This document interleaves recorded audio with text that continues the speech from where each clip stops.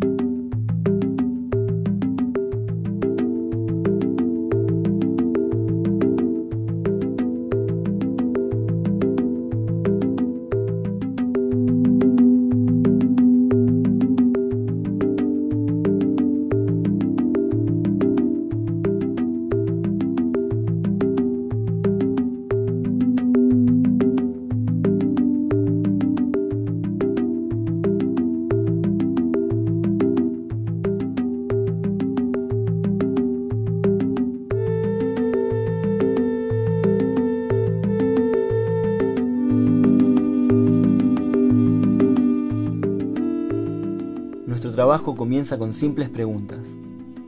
¿Cómo vivían? ¿Qué comían? ¿Cómo obtenían sus alimentos? ¿Qué usaban para cazar, cocinar y comer? ¿Cómo hacían sus herramientas?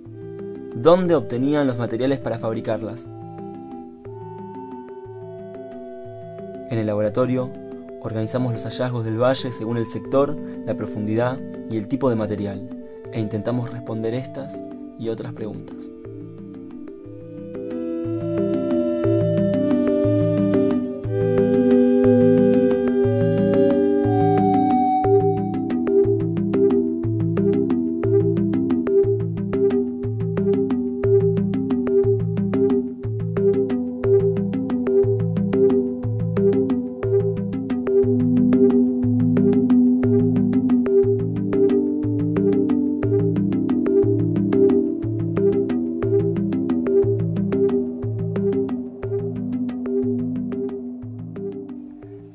Esta bolsa contiene huesos que recuperamos en la excavación del sitio. Parecen simples fragmentos, pero estos trozos de hueso tienen información muy importante sobre cómo era la vida de las personas que habitaban en el Manso en el pasado. ¿Cómo hacemos los arqueólogos para obtener esa información?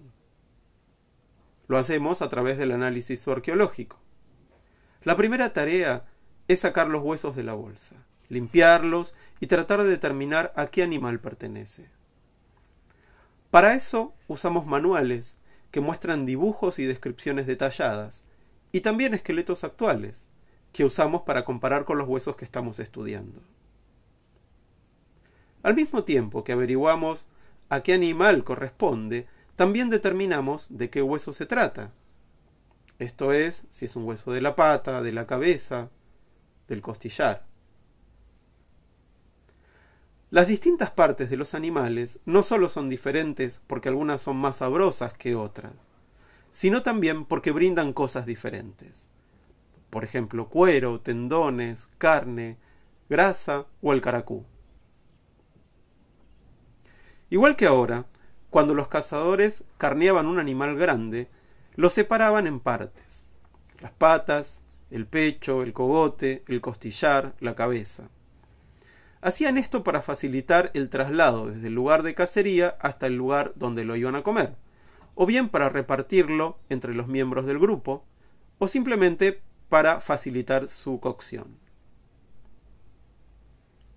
Estas acciones dejan marcas en los huesos, como estas, producidas al cortar la carne o los tendones con herramientas de piedra, o estas otras, producto de golpear con una roca o algún otro elemento contundente los huesos de las patas, con el fin de extraer el caracú, que es muy importante porque la carne de los animales silvestres tiene poca grasa. ¿Qué nos dice el análisis de los huesos del sitio Población Anticura? Si nos centramos en los restos que habrían sido acumulados por las personas, vemos que el huemul fue la principal presa de los cazadores-recolectores, aunque en menor medida también se aprovecharon carnívoros como el puma y el zorro, y también caballo. Los huesos de caballo, si bien son muy poquitos, son importantes porque muestran los cambios ocurridos a partir de la presencia de los europeos. Estos trajeron nuevas especies, que fueron incorporados a la vida cotidiana de las sociedades indígenas. Por ejemplo, este hueso de la pata trasera de un caballo tiene entre 300 y 400 años de antigüedad, y está roto a la usanza de los cazadores-recolectores. Estas marcas muestran que fue partido para sacarle el caracú. Estos huesos antiguos son la clave para entender cómo las personas que vivieron en el Manso, cientos y miles de años atrás, se relacionaban con su medio ambiente. Nos muestran que los cazadores tenían un vínculo profundo y detallado con su entorno, que les permitía vivir en el bosque con lo que éste les ofrecía. También nos cuentan sobre los cambios ocurridos en esas sociedades cuando aparecen los europeos. Hoy quisimos mostrarles cómo el análisis arqueológico convierte estos pedacitos de hueso en conocimiento sobre la vida en el pasado.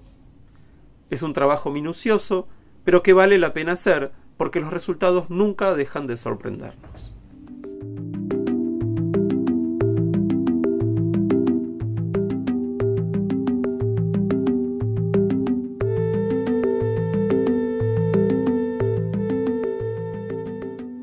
Algunas de las cosas que encontramos en las excavaciones del Manso son los trocitos de vasijas que llamamos tiestos. Imagínense, algunos fueron hechos hace 800 años. Con pedazos tan pequeños no podemos darnos una idea de cómo eran cuando estaban enteras, pero es probable que hayan sido muy parecidas a las que se encontraron enteras en otros lugares de la Patagonia. Cuando los trocitos son un poco más grandes o tienen algún tipo de decoración que nos puede guiar, con mucha paciencia, podemos reconstruir algunas de estas piezas.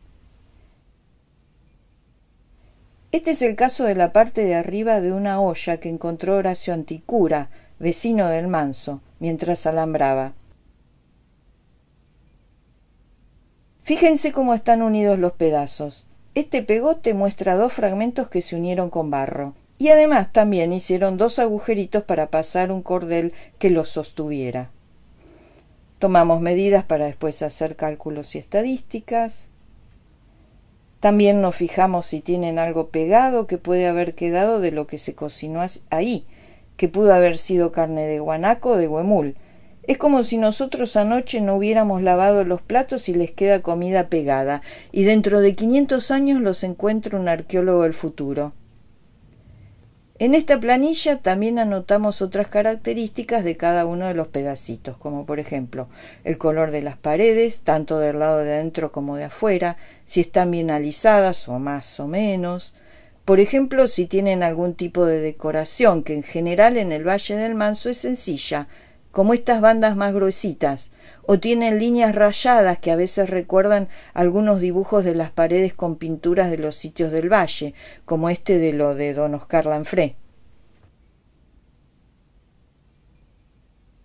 Usamos todo tipo de lupas porque necesitamos ver bien las características, por ejemplo, de la tierra con que se la fabricó, que no es cualquier tierra, sino que es una mezcla de arcilla con agua, arena, otras rocas, y que se va amasando hasta darle la forma que ellos querían, igual como hacen estos chicos ahora.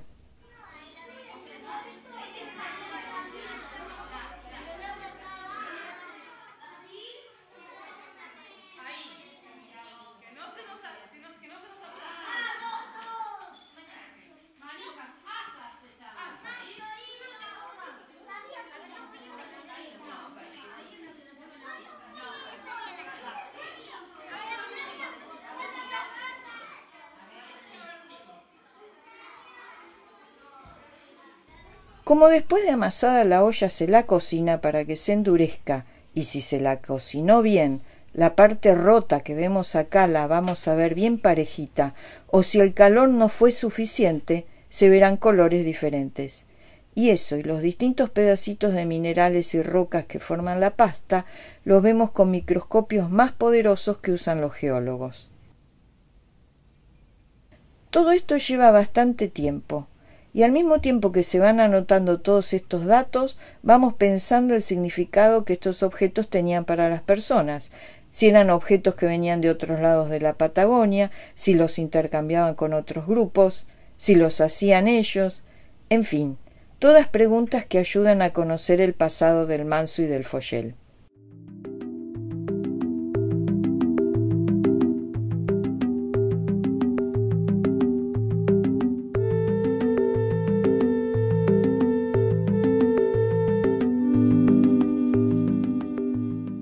En los sitios arqueológicos del Valle del Río Manso encontramos muchísimas herramientas de piedra que eran utilizadas por los antiguos pobladores para hacer distintas tareas. Cuando estudiamos estas rocas, tratamos de responder algunas preguntas. Por ejemplo, ¿de dónde sacaban las piedras para hacer las herramientas? ¿Cómo las hacían? ¿Para qué las usaban? En el laboratorio, lo primero que hago es separarlas entre las herramientas y los pedacitos de piedra que saltaron y se descartaron cuando la gente hizo esas herramientas. Después, trato de identificar el tipo de roca con que fueron hechas estas herramientas. Para eso tuve que estudiar los tipos de piedra que hay en la zona, conocer cómo son y juntar pedacitos de rocas de distintos lugares para poder compararlas con las que encontramos en los sitios arqueológicos. Usando lupas, calibres, un aparatito para medir ángulos parecido a un transportador, balanzas y una ficha, vamos tratando de ver distintas características que permitan saber cómo se hicieron y cómo se usaron.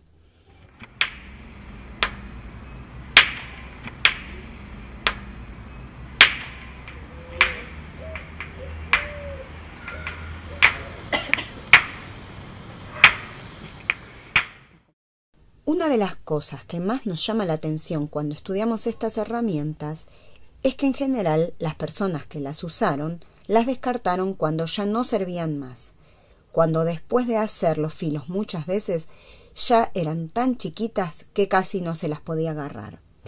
Eso nos dice que como en este lugar del Río Manso las rocas buenas para hacer herramientas eran pocas, la gente las conservaba durante mucho tiempo y las cuidaba. Otra cosa que pudimos saber es que en algunos de los lugares que hoy conocemos como sitios arqueológicos se llevaron a cabo muchas tareas. Por ejemplo, las puntas de flecha rotas que encontramos nos dicen que allí llegaban los cazadores con los animales cazados y las flechas rotas, y las cambiaban por nuevas. También sabemos que trabajaban el cuero de esos animales, tal vez para hacerse ropa o zapatos. De lo que estamos seguros es de que los antiguos habitantes del Río Manso usaron los elementos que tenían disponibles y también otros que traían de lejos, y que desde hace varios miles de años estas personas conocían muy bien esta zona del bosque y la cordillera.